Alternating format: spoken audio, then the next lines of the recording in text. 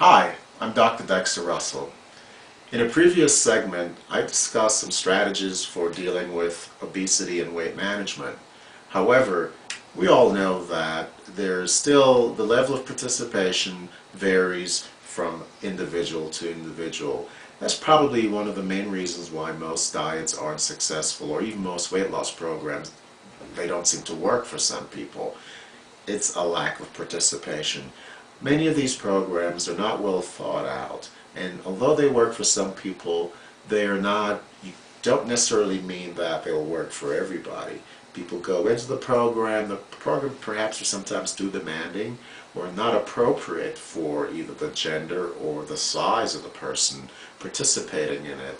And when you have that situation like that, people often lose interest and no longer choose to participate. A second cause of why these approaches to weight loss I mentioned previously have failed is insufficient motivation.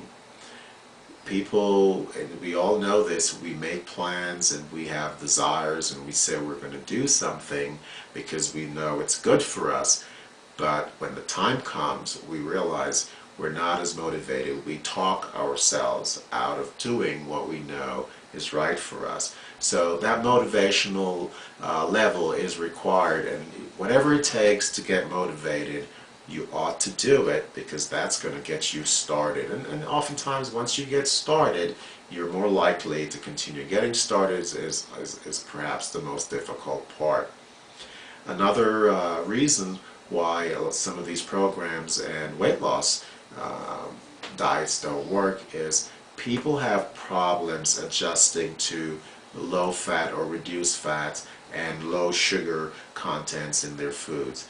Fats and sugars, there seems to be a natural affinity in terms of taste and what we choose to eat in our diet because they make us feel good.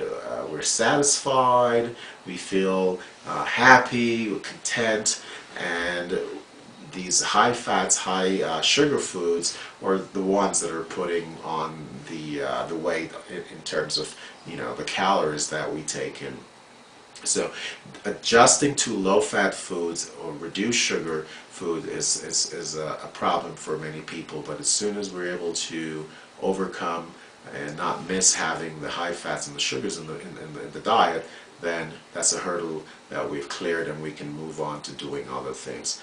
Problems arises also in adopting and maintaining. Sometimes the foods that we have in a diet are not necessarily the foods that we would choose if it was left up to us. However, foods that are over time has been proven to help in reducing weight, and even let's say consuming high fiber in the form of vegetables and fruits is something that it takes a little time getting accustomed to that, but these are healthy, and as I mentioned earlier, plant-based foods is really the direction we should be moving in.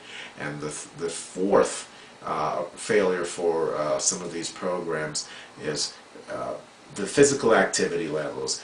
Some people who are too heavy at times, they need to structure their activity to match their physique, or if you push yourself too hard, it's likely that you will get hurt, and that will also discourage you from staying physically active. So it's a question of being healthy enough to participate at a certain level of activity that will make it work for you. So my suggestion is get checked out, know where you stand physically, and know the challenge or the requirement of the activity that one is about to undertake. That's my talk for today.